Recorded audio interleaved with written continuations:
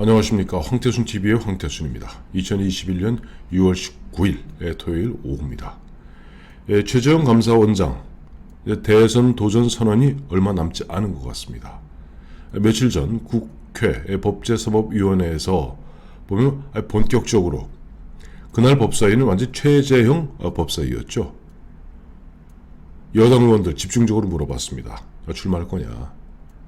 그 이런저런 이렇게도 찔러보고 저렇게도 찔러보고 하는데 최재형 감사원장 크게 피하지 않은 것 같습니다. 입장이 우려하시는 바는 알겠습니다만은 그러나 제가 입장이 정리되는 대로 조만간 밝히겠다.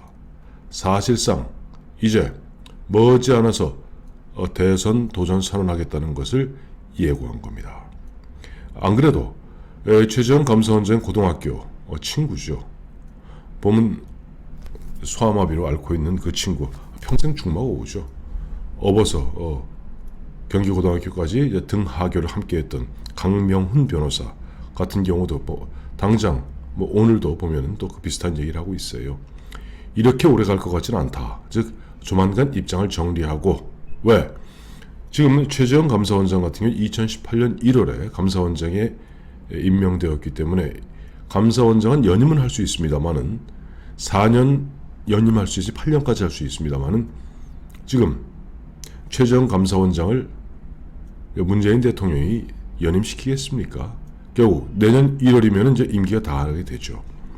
그러니 최재형 감사원장도 보니까 특히 본인이 감사위원으로 문재인 청와대에서 감사위원으로 꼭 이 사람 써라 했던 사람이 이번에 검찰청장 된 김오수 씨 아닙니까? 그걸 2번이나 거절했는데 무리해서 검찰총장에 임명시키는 꼴을 보면서 이거야말로 나라가 무너지고 법치주의가 산산이 흩어지는구나. 결국 이 한 몸 던지겠다고 마음을 굳히는 것 같아요. 더욱더 중요한 것은 강명훈 변호사의 전언에 따르더라도 지금 오히려 최재형 감사원장의 가족들이 최재형 감사원장의 이 대권 도전에 더 적극적으로 격려하고 또 한번 꼭 아버지 한번 해보시라, 여보 한번 해보세요. 이런 분인 것 같아요. 제가 정치판에 있으면서 느꼈던 바 중에 하나가 대부분 국회의원에 출마하던 대선에 출마하던 가장 큰 걸림돌, 최후의 걸림돌이 부인입니다. 대부분 장관하겠다, 국무총리하겠다 이런 마누라들이 쌍수를 들어서 환영합니다. 그러나 선출직, 국회의원이 되었던 도지사가 되었던 대통령이 되었던 나가겠다고 하는 순간 진짜 쌍지팡이 들고 말리는 것이 보통 정치인들의 부인, 배우자들의 행태입니다. 그래서 본인이 정치하겠다 했을 때 우리 꼭 묻는 게 있죠. 부인께서는 동의하십니까? 가족들은 흔쾌히 함께 하겠다고 하십니까? 라고 묻습니다만은 지금 강명훈 변호사 그리고 또 그 외에 다른 지인들의 전언에 따르더라도 최재형 감사원장은 본인도 본인이지만 그 가족들이 더욱더 이번 대선 도전에 적극적인 것 같습니다. 그러니 최재형 감사원장 이제 본격적 무대의 등장은 이제 초입기에 들어갔다 봐야 되겠죠. 그렇다면 이제 이 최재형 감사원장의 등장으로 말미암아 이른바 손익 계산서를 뽑기 위해서 가장 분주해지는 곳은 아마 윤석열 전 검찰총장 측일 것 같습니다. 윤석열 전 총장 같은 경우 이제 최근에 보면은 이동훈 기자 또 이상록 기자 두 사람을 갖다 대변인으로 포진시킨 가운데 보면 조금 그동안 좀 우왕좌왕하고 보면 조금 계속 스텝이 엉키는 것 같아요. 스텝이 엉키고 있는 가운데 6월 27일 그러니까 다음 주 일요일쯤 본격적으로 이제 보면 대권 도전 선언하고 무대에 올랐을 것이다 라는 이야기가 나오고 또 보면 어제 그제 같은 경우 이동훈 대변인 같은 경우는 조만간 국민의힘 입당 기정사실로 이야기했다가 또 그날 오후에 보면 말을 바꾸었고 또 그 다음 날은 윤석열 총장이 보면 언론과의 직접 인터뷰를 통해서 좀 시간 말미를 두겠다. 즉 국민의힘의 그것은 이런 민심 투어를 통해서 민심의 흐름을 보면서 결정하겠다. 이런 입장인 것 같습니다. 자, 그렇다면 그리고 결론부터 말씀드리면 최재형 감사원장의 등장으로 윤석열 씨 과연 손해일까요? 이익일까요? 지금 현재 여론조사로 따지면 지금 윤석열 씨 같은 경우는 35% 가까이 됩니다. 지금 최재형 씨 같은 경우는 한 2%도 안 될 겁니다. 자, 이런 가운데 최재형 씨가 본격적으로 나 감사원장 때려치우고 정치에 뛰어들었을 때, 자, 윤석열 전 총장은 과연 정치적으로 많은 흔한 이야기로 남는 장사가 될까요? 아니면 그때부터 미치는 장사가 될까요? 제 생각에는 아무래도 윤석열 전 총장으로 봐서는 미치는 장사가 될 가능성이 크다고 봅니다. 무엇보다 오늘 중앙일보 보셨는지 모르겠습니다만 중앙일보가 거의 윤석열 총장을 난도질을 해놨더라고요. 그것도 그냥 일반 평기자나 아니면 뭐 나이 많은 뭐 흔한 얘기 요즘 젊은이들 쓰기 좋아하는 표현으로 꼰대 같은 뭐 논소리원이 아니라 서승욱 정치팀장, 그러니까 정치부에 정당 파트가 있고 뭐 또 다른 저쪽 이제 정당 파트가 있고 이제 행정부 파트가 있고 뭐 청와대 파트 이렇게 있거든요. 정당 팀장인 서승욱 기자가 아주 장문의 기사를 썼어요. 보니까 결론은 그겁니다. 윤석열 전 총장이 지난 우당기념관 그 행사, 사실 윤석열 총장이 공식 행사 공개적으로 사전에 예고하고 모습을 드러내는 건 딱 2번입니다. 한 번은 그 부친을 모시고 이번 4.7 보궐선거 때 연희동에서 사전투표했을 때 사전에 언론에 알리고 나갔지만 아무 이야기하지 않았습니다. 그리고 이번 우당 이회영 선생 그 기념관 준공식도 그 전날 간다고 얘기했고, 아마 그날 서승욱 기자의 표현을 그대로 빌자면 100명이 넘는 기자들이 진을 치고 흔한 얘기로 뙤약 밑에서 빛 가리는 것도 없는 그 유언의 뙤약 밑에서 흔한이 뻗치기 한다고 그러죠. 뻗치기 하면서 윤석열 총장의 한마디를 듣고자 아마 무진 애를 썼던 모양인데, 그날 기자들이 그 뙤약 밑에서 기다리면서 100명이 넘는 기자들이 윤석열 총장한테 물어봤던 건 그거라는 거예요. 민주당의 국회의원 전수조사와 관련하여 한마디 해달라라고 질문을 쏟아냈습니다마는 윤 총장은 입을 꾹 다물고 있다가 행사가 끝난 뒤 오후 늦게 한신문사라 그래서 조선일보죠. 그 특종 기사로 민주당 의원들의 부동산 거래 의혹에 대해 수사권이 없는 권익위원회에서 조사를 했음에도 놀랄만한 결과가 나온 만큼 여야가 합의한 특검을 통해 전모를 밝혀야 한다라고 얘기했다는 겁니다. 한마디로 100명 기자 100여 개의 매체를 갖다 적으로 돌린 거죠. 기자들, 저도 정치판에 오래 있어 봤습니다만 또 정치판에서 주로 했던 일이 바로 언론과의 접촉이었습니다만, 기자 한번 삐지면요, 참 기자들 한번 삐지고 매체가 한번 삐지면 그 후과가 대단합니다. 그러니 지금 가뜩이나 그와 같이 미운 털이 박혀 있는 데다가 지금 대변인이라고 조선일보 출신의 이동훈, 동아일보 출신의 권익위원회 잠깐 가 있었던 이상록이 두 사람 쓰고 하니까 지금 타 매체에서 앙앙불락입니다. 거기다 지금 보면 특히 조선일보하고 어떻게 보면 조금 거래하는 듯한 그런 인상을 주다 보니까 타 매체에서 집중적으로 견제합니다. 그러니 자꾸만 이런저런 이야기 나오죠. 당장 조금 전만 해도 보면 또 희한한 기사가 하나 나왔어요.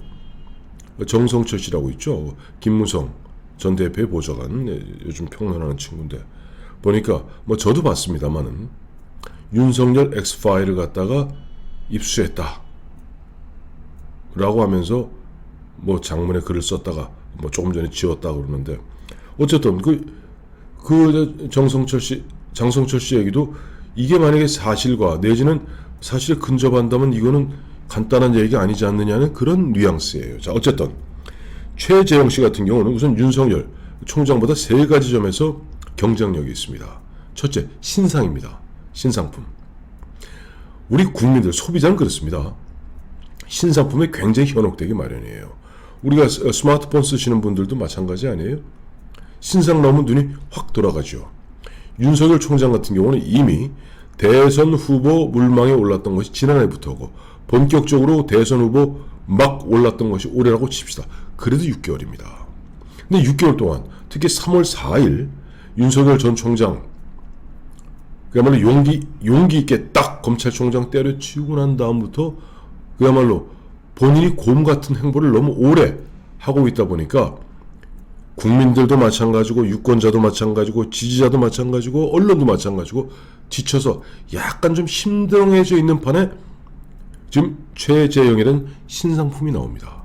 그러니 최재형 일단 윤석열 지금 현재 단순 지지율 액면가로는 뭐 윤석열과 최재형 비교해서 게임도 안 됩니다만 최재형의 어떻게 보면 앞으로 성장 가능성 결코 무시할 수 없을 겁니다. 두 번째, 윤석열보다 강점인 게 가족사입니다. 이게 참 문제가 큰 거예요. 우리가 알게 모르게 지금은 윤석열 외에 대안이 없다고 생각하니까 많은 사람들이 그저 울며 겨자 먹기식으로 모르는 척하고 있습니다만은 윤석열 씨의 장모 문제, 윤석열 씨의 부인 김건희 씨 어쨌든 우리가 살면서 물론 사업을 하다 보니까 뭐 이렇게 저렇게 많이 뭐 검찰에 고소 고발도 당하고 하겠죠. 그러나 어쨌든 우리가 일반적인 사람으로 보았을 때 일반적인 우리 잣대로 보았을 때 그렇게 평범한 장모나 평범한 부인은 아니죠. 그에 반해서 지금 최재형 씨 같은 경우는 가족사가 아주 좋습니다. 뭐 부친 그 6.25 전쟁 참전용사로서 대한의 회전인가요? 이끌었던 뭐 그 이야기는 말할 것도 없고 그다음에 남 모르게 자기 아이들이 있음에도 불구하고 또 두 아이를 입양해서 그것도 사랑을 듬뿍 주어서 길렀다는 것. 이런 가족사 그리고 또 뭐 강명훈 변호사 이와 같은 것들이 상당히 보면 지금 윤석열 총장의 가족 물론 가족사 처가사죠. 정확히 하면 가족사라기보다는 처가사와 비교해서 아직까지 모르겠어요. 뭐 최재형 감사원장도 마구 캐다 보면 또 어떤 얘기 나올지 모르겠습니다만 현재 액면가로 나온 것으로 보면 훨씬 더